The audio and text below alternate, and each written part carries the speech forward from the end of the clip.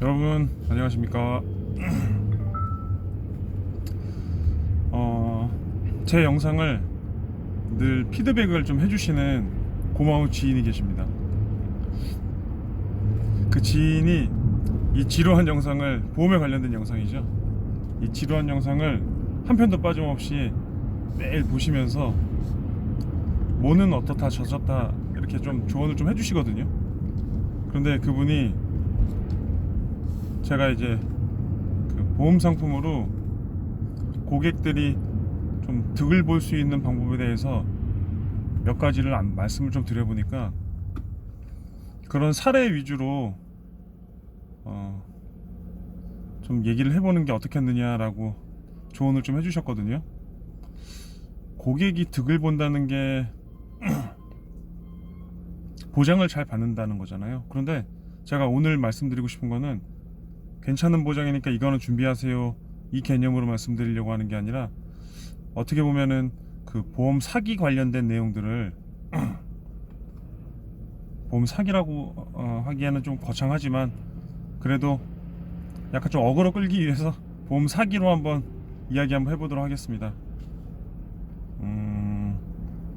한 2년 전쯤인가요? 2년 전에, 2년 정도 된 것 같습니다. 진짜 그쯤 된 것 같아요. 그때 2년에서 3년 정도 전에 전화가 왔어요. 저한테 딱 전화를 딱 받아보니까 강남역 근처에 있는 유명한 안과더라고요. 그 안과에서 어떤 실장이라는 분, 코디네이터라는 단어를 쓰거든요. 그분들은 어떤 거를 뭐 디자인해 주시나 계획을 짜 주시나 그건 잘 모르겠는데, 그 실장님쯤 되시는 분이 전화가 오더니 보험 설계사 맞느냐, 예 맞다, 잠깐 나 좀 볼 수 있지 보면 안 되겠느냐. 그래서 일반적으로 그렇게 전화 오면은 저희들 입장에서는 보험 상품을 가입하기 위해서 또는 보험 상담을 받기 위해서 문의를 주시는 경우다라고 생각을 하잖아요. 그래서 뭐 어떤 게 필요하시냐, 뭐가 궁금하시냐 잘 여쭤보니까 궁금한 게 아니라 자기랑 저희 병원이랑 업무 협약을 좀 맺었으면 좋겠다. 이게 무슨 말씀이시죠? 물어보니 디테일한 내용은 자기가 만나서 얘기할 테니까 일단은 오라는 거예요. 자기한테 오라는 거예요. 근데 저는 사실 그 내용은 알고 있었거든요. 안과에서 지금도 그러는지는 솔직히 모르진 않습니다. 지금도 저는 잘 알고 있는데 그 당시에도 사실은 알고 있었어요. 주변 사례들이 있었기 때문에.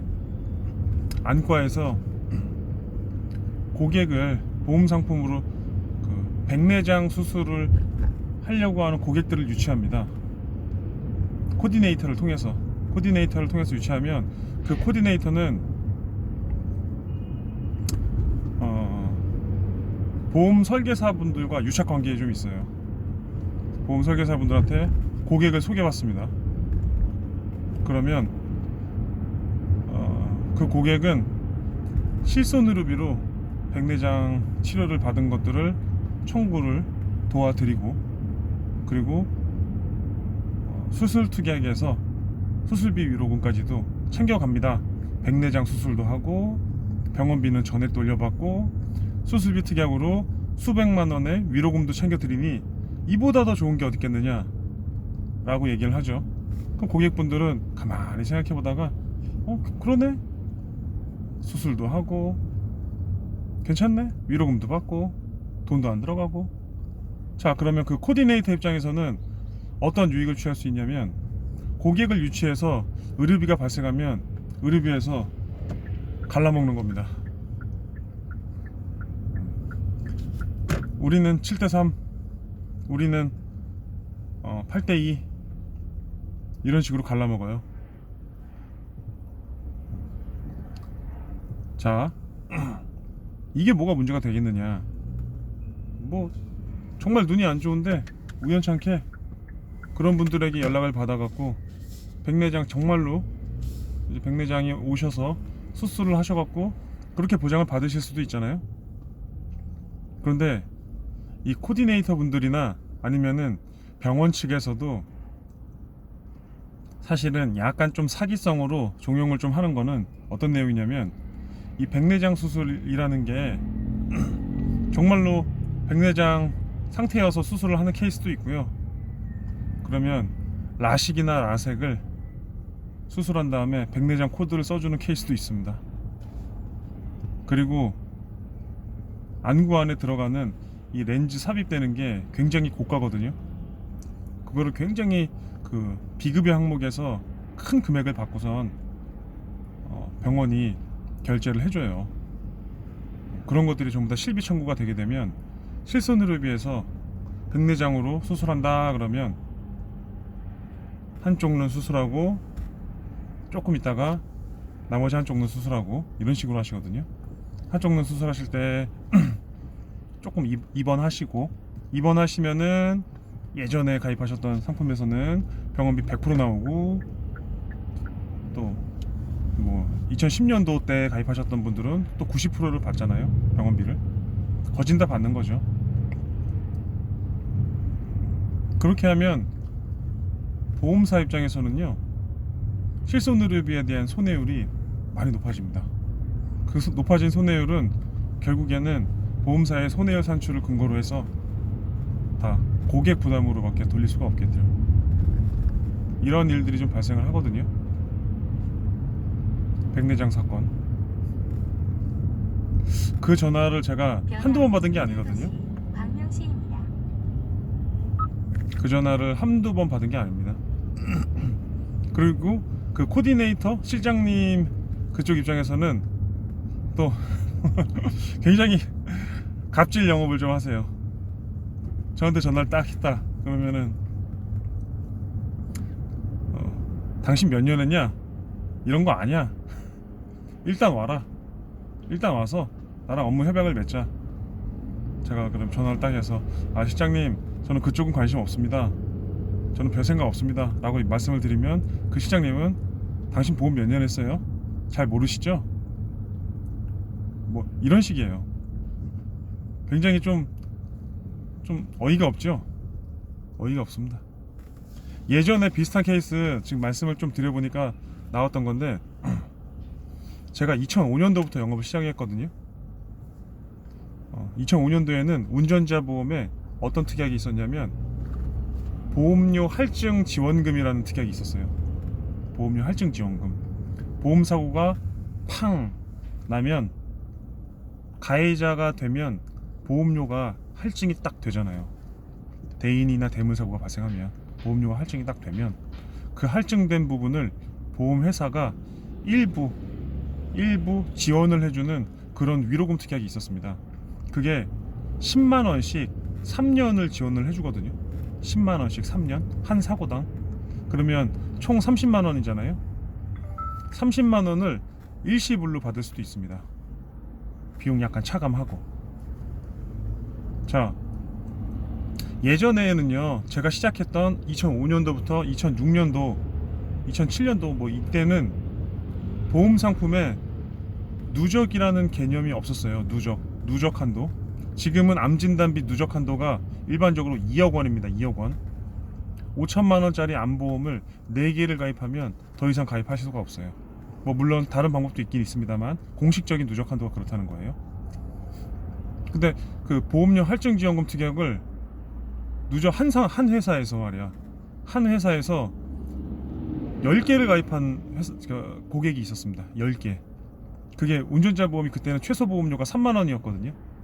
3만 원짜리를 10개를 딱 가입한 거예요. 상품 10개를 딱 가입하고 지인이랑 짜고 치는 고스톱을 하는 겁니다. 살짝 핥아줘요. 지인 차를 있으면은 제가 지나가다가 범퍼를 살짝 핥아요. 그 다음 지인 차를 대물 처리를 해서 범퍼 수리를 합니다. 그러면 제 자동차 보험에 대물 접수가 되겠죠. 대물 접수가 되면은 금액과 상관없이 할증 요건에 해당되겠죠. 그리고 나서 교통사고 사실 확인서로 보험사에 청구를 했어요. 보험료 할증 지원금 10개를 가입했습니다. 10개. 그게 가능했거든요. 실제로.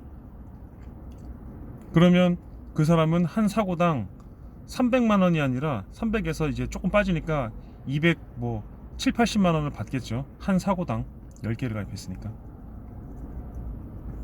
실제로 그렇게 지급이 됐느냐? 실제로는 지급이 안 됐어요. 그때도 누적 한도를 보는 게 아니라 보험사에서 사고 조사를 탁 나가려고 딱 보니까 아 글쎄 이 고객이 운전자 보험 같은 상품을 10개를 가입해버렸네? 누가 봐도 이거는 모럴 리스크가 좀 있잖아요. 고의성이 좀 있죠. 도덕적 해이도 좀 있고.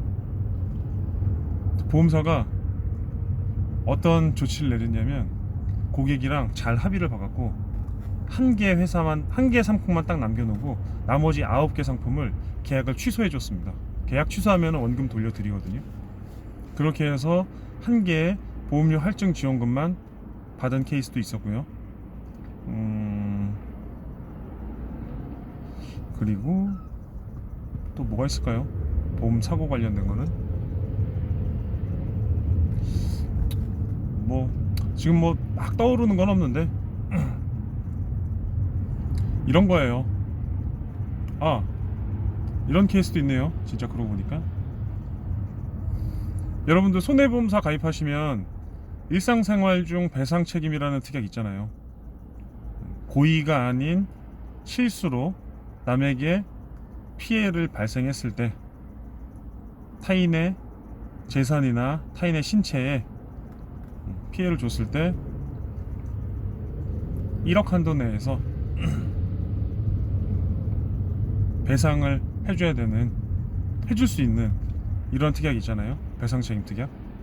이 배상 책임 특약은요, 사고가 발생하지 않습니까? 그러면은 자동차 사고처럼 현장 조사를 바로 실시할 수가 없습니다.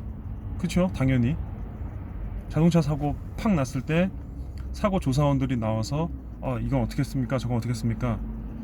나와서 바로 현장 실사를 할 수 있는 것도 아니고, 그리고 뭐 사진으로 증거를 남겨놓는 것도 아니고.